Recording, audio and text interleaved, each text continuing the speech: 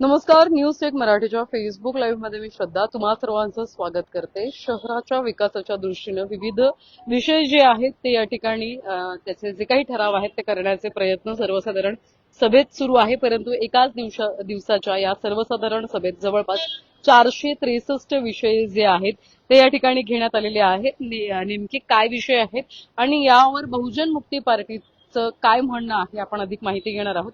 Nilesh railway आपल्या सोबत असणार आहेत. एका दिवसात 463 विषय, अर्थात एवढ्या विषयांवरती चर्चा होणं एका दिवसात अशक्य आहे.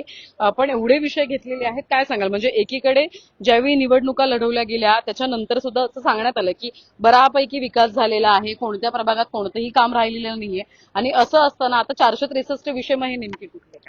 आता इलेक्शनच्या अगोदर बदलापूरचा विकास झाला. आता इलेक्शन नंतर नगरसेवकांचा विकास बाकी आहे आणि त्याच्यामुळे मला असं वाटतं की 463 एवढे विषय एकाच दिवसाच्या मीटिंगमध्ये घेतलेले आहेत. हे एक खूप मोठी शोकांतिक आहे. कारण कॉमन सेन्सची गोष्ट आहे.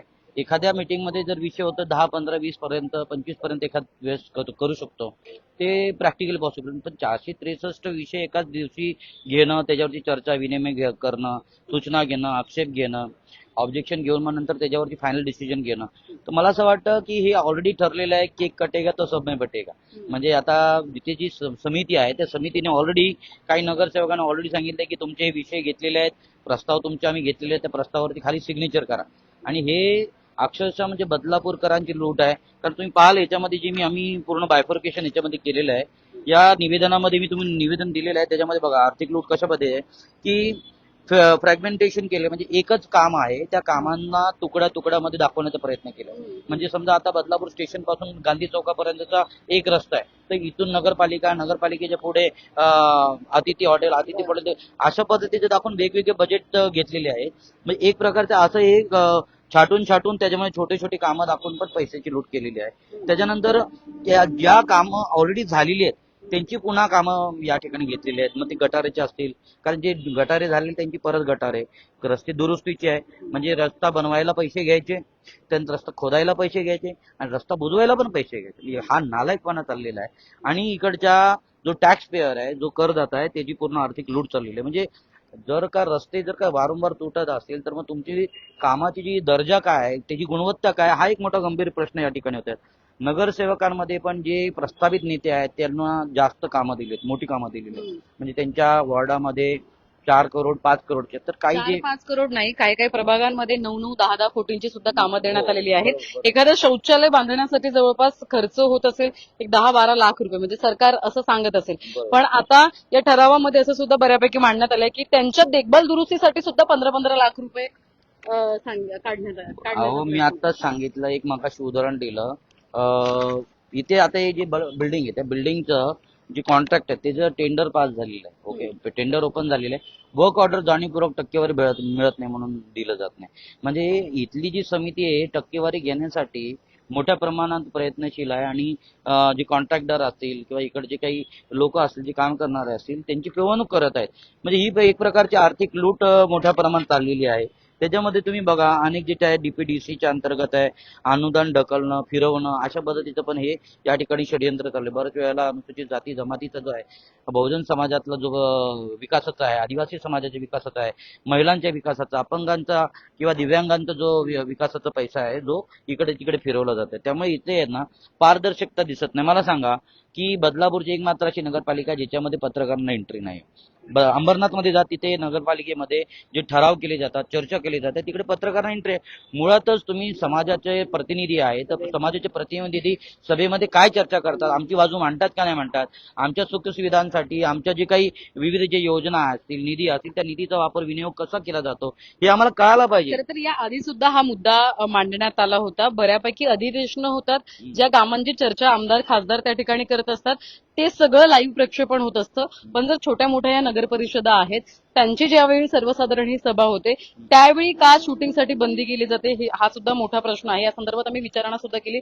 त्यांचं म्हणणं असं आहे की अद्यापही एकंदरीत म्हणजे नियम जे आहेत ते ठरवू शकतात पहिली गोष्ट तर, कारण की सध्या सत्ता किंवा नगराध्यक्ष त्या आहेत आणि पहिल्याच दिवशी गोंधळ उडाला होता आणि त्याचे व्हिडिओज जे आहेत ते आम्ही माध्यमांवरती प्रसारित केले होते आणि त्यानंतर खरं तर हा निर्णय घेण्यात आलेला आहे जो अगदी कधी जर सभा सुरू आहे, जर विविध कामं त्या सभांमध्ये शहराच्या विकासाच्या दृष्टीने होत असेल तर ते का नको नागरिकांच्या समोर होणं अपेक्षित आहे. तर यावरती सुद्धा तुम्ही पाठपुरावा करणार आहात? निश्चितच करणार आहे, कारण जे काही चर्चा केली जातात, जे विकासाच्या कामाच्या अनुषंगाने त्या ठिकाणी तिकडे निर्णय घेतले जातात, ते आमच्यापर्यंत सर्वसामान्यांपर्यंत पोहोचणं गरजेचं आहे. आणि पत्रकारांनाही विनंती आहे की जे लोकहिताच्या किंवा लोकांच्या सुविधांच्या संबंधित जे काही चर्चा होतात ते दाखवले पाहिजेत. बऱ्याच वेळेला पत्रकारांच्या माध्यमातून पण असे जे विवाद दाखवले जातात त्यामुळे लोकांच्या मनामध्ये एक भ्रम तयार होतो आणि संकोच निर्माण होतो. तर हे पण काही गोष्टी टाळल्या पाहिजेत. परंतु निलेशजी, तुम्हाला असं वाटत नाही का की पहिल्या सभेमध्ये त्यांनी काही वाद झाले किंवा काही व्हिडिओ समोर आले, त्यांनी पत्रकारांना एंट्री बंद केली, पण त्याच्यानंतर आता काही दिवसांपूर्वी राष्ट्रवादी आणि शिवसेनेमध्ये तर चांगला राडा झाला होता आणि हेच ते ठिकाण होतं. शिवीगाळ या ठिकाणी त्या सभेमध्ये करण्यात आली होती, ज्या ठिकाणी आपण एक सरकारी पदावरती बसलेलो आहोत, एकमेकांना शिवीगाळ करतोय आणि हे कुठेतरी मग राजकीय नेत्यांनी स्वतःवर कंट्रोल ठेवणं, म्हणजे पत्रकार बातम्या कधी दाखवतात, ज्यावेळी राजकीय नेते एखादा अपशब्द वापरतात तेव्हा त्या बातम्या दाखवल्या जातात.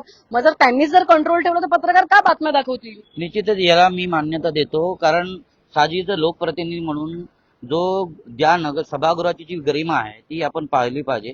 आणि आपण बाहेर भले खूप मोठे नेते असू शकतो, परंतु जेव्हा सभागृहात असतो तर आपण लोकप्रतिनिधी अशी आपली वागणूक, आपलं बोलणं, आपलं आचरण असलं पाहिजे. याच्या संदर्भात मी समर्थनात आहे.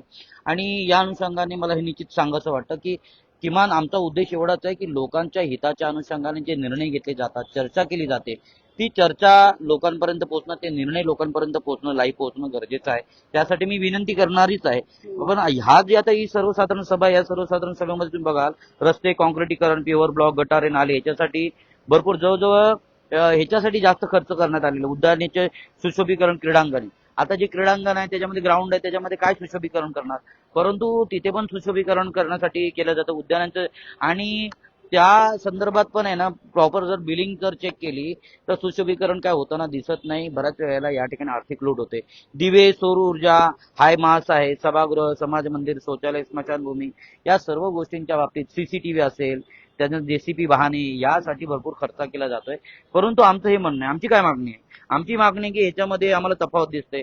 आता मागे नगराध्यक्ष मॅडमनी जी काही मीडियावरती येऊन बातमी दिली होती, त्या बातमीच्या अनुषंगाने आपण पाहिलं की विकास कामामध्ये जी कल्याणकारी योजना महिलांसाठी होत्या, दिव्यांगांसाठी होत्या, ज्येष्ठ नागरिकांसाठी होते, रिक्षा चालक, टेम्पो चालकांसाठी होते, फेरीवाल्यांसाठी, शेतकऱ्यांसाठी, कष्टकऱ्यांसाठी, गोरगरिबांसाठी, तिथे आता या 463 ज्या विषय आहेत त्याच्यामध्ये कुठे दिसलं नाही आम्हाला. तर आमचा मुद्दा हाच आहे की तुम्ही याच्यासाठी निधी द्या. बहुजन महापुरुष महामाता आहेत. आता संत सेवालालांच्या स्मारकाच्या संदर्भात सचिन भाऊंनी दिलेले आहे. आम्ही समाजरत्न आप्पासाहेब नारायण नागो पाटील यांच्या संदर्भात, दिबा पाटील यांच्या संदर्भात आहे, राजमाता जिजाऊ महासाहेब, सर्व महापुरुष महामाता आहेत, त्यांच्या स्मारक आणि त्यांचे जे काही पुतळे आहेत ते उभारणीसाठी पण आम्ही या ठिकाणी मागणी केलेली आहे. महिलांच्या सक्षमीकरणासाठी मागणी केलेली आहे. कष्टकरी फेरीवाल्यांसाठी आम्ही, विद्यार्थ्यांसाठी त्यांची एमपीएससी युपीएससी स्पर्धा परीक्षा या ठिकाणी मोफत झाल्या पाहिजे, ही अशी आमची मागणी. आमची बदलापूरची पिढी घडली पाहिजे, विद्यार्थी घडला पाहिजे, कारण विद्यार्थी हा देशाचं भविष्य आहे, युवा हा देशाचं भविष्य आहे. मग त्याच्या भविष्यासाठी नगरपालिकेने काय केलेलं आहे, इकडच्या नेत्यांनी काय केलं, हा आमचा प्रश्न आहे. आरोग्य सेवाचा एक मोठा प्रश्न आहे. कोरोना काळामध्ये मोठ्या प्रमाणात आर्थिक लूट झाली. इथे हॉस्पिटल आता टप्प्याटप्प्याला झालेली आहे. आणि एक जर का कुठला पण जर का आजारी मनुष्य आहे तो जर का गेला हॉस्पिटलमध्ये तर त्याच्याकडनं कमीत कमी 1 लाख रुपयाचं इकडे बिल काढलं जातं. म्हणजे इथे जे प्रायव्हेट हॉस्पिटल आहेत यांनी तर आर्थिक लूट केलेली आहे, डॉक्टरांनी इकडे मोठ्या प्रमाणात आर्थिक लूट केलेली आहे. मग ही आर्थिक लूट कुठेतरी थांबली पाहिजे. आता हे जे 463 विषय आहे, तुम्ही निवेदन दिलेलं आहे, काय प्रमुख मागणी आहे तुमची या ठिकाणी? सगळ्यात महत्वाचं म्हणजे आम्ही बेरोजगारांसाठी या ठिकाणी 1 लाख रोजगार निर्माण व्हावा, त्यासाठी एमआयडीसी डेव्हलपमेंट करावी अशी आमची मागणी. दुसरं, दिव्यांग, विधवा, निराधार महिला, त्यानंतर ज्येष्ठ नागरिक यांच्यासाठी निधी उपलब्ध करावा. विद्यार्थ्यांसाठी एमपीएससी युपीएससी किंवा हे जे प्रायव्हेट क्लासेस आहे किंवा असे सरकारी जे क्लासेस आहेत, स्पर्धा परीक्षा आहेत, त्याची तयारी करू. त्यासाठी आम्ही किती कोटींचे निधी उपलब्ध झाले त्याची पण आम्ही माहिती दिलेली आहे. त्यानंतर फळभाजीवाले त्यांच्या बाजारपेठेसाठी, भाजी मंडईसाठी तिथे तुम्ही निधी उपलब्ध करून द्या. रिक्षा टेम्पो चालक आहेत त्यांना कमी व्याजदरामध्ये तुम्ही कर्ज उपलब्ध करून द्या, जेणेकरून त्यांच्या मुलाबाळांचं ते संगोपन करू शकतात. कमी व्याजदरामध्ये त्यांचं आपलं घर चालवू शकतात ते. त्याच्यानंतर वीज प्रकल्प या ठिकाणी तयार झाला पाहिजे. आता इकडे धरणे आहेत मोठ्या प्रमाणात, बरोबर आहे, पण धरणे असताना सुद्धा पण या ठिकाणी मोठ्या प्रमाणात टीओडी मीटर लावला जातो, अडाणीच्या घशामध्ये पैसे घालवले जातात. मग हा जो मीटरचा जो बिल वाढत झाला ते शेवटी आम्हालाच भुरदंड आहे ना. आमच्या पगारातनं, आमच्या व्यवसायातला जो आमचं इन्कम आहे त्यातनं पैसे जातात. मग ह्याला कुठेतरी मार्ग काढा ना. हे मार्ग काढण्यासाठी इथे वीज प्रकल्पाला तुम्ही पैसे खर्च केले पाहिजे, ते करताना दिसत नाही. गव्हर्नमेंटचं मल्टी स्पेशालिस्ट हॉस्पिटल झालं पाहिजे. आम्हाला का ठाण्यापर्यंत जावं लागतं, का आम्हाला इथे एम्स सारख्या मोठ्या मोठ्या हॉस्पिटलला आमचे पैसे घालावे लागतात. इथे मल्टी स्पेशालिस्ट हॉस्पिटल तुम्ही का तयार करत नाही? जर या ठिकाणी बरेचसे एनजीओ हॉस्पिटलचं कमी विनामूल्य चालवतात किंवा कमी अनुदानामध्ये चालवतात, तर नगरपालिका का नाही चालवू शकत? खान सरांचं एक आपण रील्स पाहतो किंवा सोशल मीडियावरती पाहतो, त्यांनी मोफत मोठे मोठे जे ट्रीटमेंट आहेत किंवा ऑपरेशन आहेत ते करतायत. मग बदलापूर नगरपालिका आपला आदर्श पूर्ण महाराष्ट्रामध्ये, देशभरामध्ये कधी ठेवणार आहे? आपण बदलापूरमध्ये राहतो, बदलापूरमध्ये बाबासाहेब आणि शिवाजी महाराज येऊन गेले. विश्वरत्न डॉक्टर बाबासाहेब आंबेडकरांच्या माध्यमातून या ठिकाणी छत्रपती शिवाजी महाराजांच्या जयंतीची अध्यक्षता झाली. म्हणजे दोन्ही महापुरुष या ठिकाणी येऊन गेलेले आहेत. मग त्याचा आदर्श आपण कुठेतरी ठेवला पाहिजे ना. बदलापूर एक आदर्श भूमी आहे. हे कधी आपल्या कर्तृत्वातनं, आपल्या कामातनं, आपल्या येणाऱ्या पिढीसाठी केलेल्या कामातनं आपल्याला हे सिद्ध करता येणार आहे. आपल्या बोलीवचनमध्ये नाही. इथल्या नेत्यांनी केलेली जी बोलीवचन आहे हे भाजपचं सरकार आहे, महाराष्ट्राचं सरकार आहे. महाराष्ट्राचं भाजपचं पेशवाईचं सरकार, ब्राह्मणांचं सरकार आहे. आणि मला असं वाटतं हे कुठेतरी आमच्यावरती पेशवाईला अजून गुलामगिरी परत प्रस्थापित करण्याचं षडयंत्र दिसतं. अर्थात एक गंभीर आरोप या ठिकाणी केला जातो. एक शेवटची थोडक्यात प्रतिक्रिया आपण घेणार आहोत. सचिनजी आपल्यासोबत असते, काय मागणी असणार आहे आपल्या? आज आम्ही जे काही नगरपालिकेत येणाऱ्या काही काळामध्ये जे काही कामं होणार आहेत, काहीतरी 462 काहीतरी 63 काहीतरी कामं निघालेली आहेत. आम्ही या जी काही कामं निघालेली आहेत ह्या कामावरती आम्ही अभ्यास करून यांच्यावरती एक निवेदन दिलेलं आहे नगराध्यक्ष मॅडमांना. मला फक्त एक तुमच्या माध्यमातून मला एक नगराध्यक्ष मॅडमांना किंवा नगरपालिका प्रशासनाला एक विनंती करायची आहे की तुम्हाला सगळ्यात पहिले मी सांगतो तुम्हाला, मी ऑल इंडिया बंजारा सेवा संघाचा ठाणे जिल्हा अध्यक्ष आहे. आज बंजारा समाजाची लोकसंख्या बदलापूरमध्ये प्रचंड आहे. प्रत्येक वार्डामध्ये आमच्या समाजाची लोकसंख्या भरपूर आहे. मी तर बोलतो दादा, तुम्हाला सांगू का, अर्ध्यापेक्षा जास्त नगरसेवक हे आमच्या समाजामुळे निवडून आलेले आहेत. पण या एवढ्या कामामध्ये एकही वार्डाच्या कामामध्ये बंजारा समाजाच्या स्मारकासाठी म्हणा किंवा त्यांच्या पुतळ्यासाठी काही एक आर्थिक हे बाजू मांडलेली नाहीये. तर मला नगरपालिका प्रशासनाला एक विनंती करायची आहे, मॅडमांना एक विनंती करायची आहे की मॅडम, तुम्हाला आमचं मतदान हवंय. मी प्रत्येक नगरसेवकाला पण सांगतो, तुम्हाला आमच्या बंजारा समाजाचं मतदान हवंय, तर आमच्या समाजाचे जे धर्मगुरू आहेत, आमच्या समाजाची जी ओळख आहे संत सेवालाल महाराज यांच्या पूर्णाकृती पुतळ्यासाठी, त्यांच्या उद्यानासाठी तुम्ही नियोजन एक आर्थिक हे बाजू मांडा, निधी उपलब्ध करून द्यावी अशी माझी नम्र विनंती आहे. अर्थात तर आपण बघत असाल आता लवकरच ही सर्वसाधारण सभा जी आहे ती पार पडणार आहे आणि आपण आणखी एक शेवटची प्रतिक्रिया घेतोय. सचिनजी धुळे आपल्या सोबत असतील, काय प्रामुख्याने मागणी असेल? जय महाराष्ट्र, जय शिवराय सर्वांना. आज आपण बघत आहोत, बदलापूर हा एक सांस्कृतिक शहर आहे आणि इथे बदलापूरमध्ये स्थानिकांना देखील मला वाटतं की महत्त्व दिलं पाहिजे. बाहेरून आलेले जे पण पथविक्रेते असतील किंवा मच्छी विक्रेते असतील त्यांच्यासोबतच आपण स्थानिक मच्छी विक्रेत्यांना देखील प्राधान्य द्यावं असं मला वाटतं. आणि बदलापूरमध्ये जे काही बेरोजगार युवक असतील आणि असहाय्य निराधार लोक असतील त्यांचा देखील विचार करावा. नुसते तुम्ही गार्डन बनवून काय होणार नाही. 1 करोडाचं गार्डन तुम्ही त्याचा घेताय बनवायला आर्थिक निधी आणि त्याच्यातून ते गार्डन मधून काय उपलब्धता नागरिकांसाठी होत नाही. आम्हाला तसे दिसत नाहीत काही गोष्टी. तर मला असं वाटतं की जे काही बदलापूरचे नागरिक आहेत त्यांना दवाखान्याच्या ज्या सुविधा हवेत, महत्वाची गोष्ट दवाखान्याच्या इकडे लक्ष दिलं पाहिजे आपण. आणि बघायला गेलं तर रिक्षावाल्यांचा देखील भाईंनी विषय घेतलेला आहे. आणि जे प्रामुख्याने जे गोष्टी आहेत ते नगरपालिकेने तिथे लक्ष दिलं पाहिजे, ज्या गोष्टींनी नागरिकांना चांगल्या सुविधा मिळतील. गार्डन मध्ये बसायला कधी जाणार, संध्याकाळी जाणार, पण दवाखान्यात सारखे लोकांच्या फेऱ्या असतात. आणि इथे जे काही खाजगी रुग्णालय आहेत, दवाखाने आहेत, तिथे प्रचंड भरमसाठ प्रमाणे लूट होते. याचा विचार करा ना तुम्ही. नको त्या गोष्टींकडे काय लक्ष देत आहे? आणि राहिला प्रश्न, येणाऱ्या काळामध्ये तुम्ही कामं करा, आम्ही तुमच्या कामांना काही विरोध करत नाहीत. शेवटी नगरपालिका आपल्या बदलापूरचा विकास सर्व तुमचा देखील ध्येय असलं पाहिजे. आम्ही त्याचा पाठपुरावा घेणारच आहोत.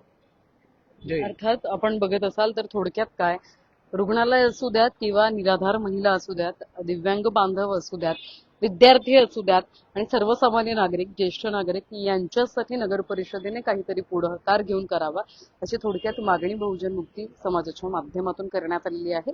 त्यामुळे हे विषय घेत असताना 463 विषय घेत असताना प्रामुख्याने या विषयांवरती सुद्धा आपलं लक्ष केंद्रित करावं, त्यासाठी काहीतरी निधी उपलब्ध करावा अशी मागणी निलेश निंबे यांच्या माध्यमातून करण्यात अशी आमची मागणी आहे मॅडम. कारण एवढं प्रॅक्टिकल पॉसिबल आहे आमचं असं म्हणणं आहे की स्थगित करावं आणि सभा रिसर सभा स्थगितच झाली पाहिजे. आम्ही लेखी दिलेलं आहे तसं. जर स्थगित न करता 463 विषयावरती जर का या ठिकाणी पूर्णविराम लागला आणि सर्व विषय एकाच वेळेला घेतले तर आमच्या माध्यमातून इथे तीव्र आंदोलन केलं जाईल. कारण असं प्रॅक्टिकल पॉसिबल नाही. तुम्ही एका दिवसाला 20-25 विषय असतील, 15 विषय असतील, ते प्रॅक्टिकल पॉसिबल ते घ्या. पण तो 600 आम्हाला बघायचं, मी त्या सभेमध्ये उपस्थित असतो, मला बघू द्या एक विषयावरती ती लोक पूर्ण चर्चा करतायत का? समाजाचा पैसा आहे, आम्ही अशी आर्थिक लूट होऊन देणार नाही. स्थगिती आणलीच पाहिजे, अन्यथा आंदोलन होईल.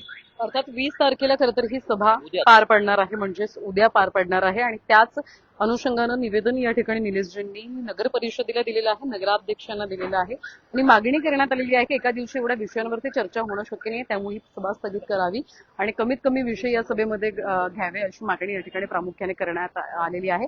आणि जर स्थगित केली नाही ही सभा तर आंदोलन करू असा इशारा सुद्धा त्यांच्या माध्यमातून देण्यात आला आहे. त्यामुळे आता ही सभा उद्या पार पडते की बहुजन समाजाला आंदोलन करावं लागतं, रस्त्यावर उतरावं लागतं, हे सुद्धा पाहणं महत्त्वाचं ठरणार आहे. व्हिडिओ जर्नलिस्ट साहिल काळेसह श्रद्धा ठोंबरे, न्यूज टेक मराठी, बदलापूर.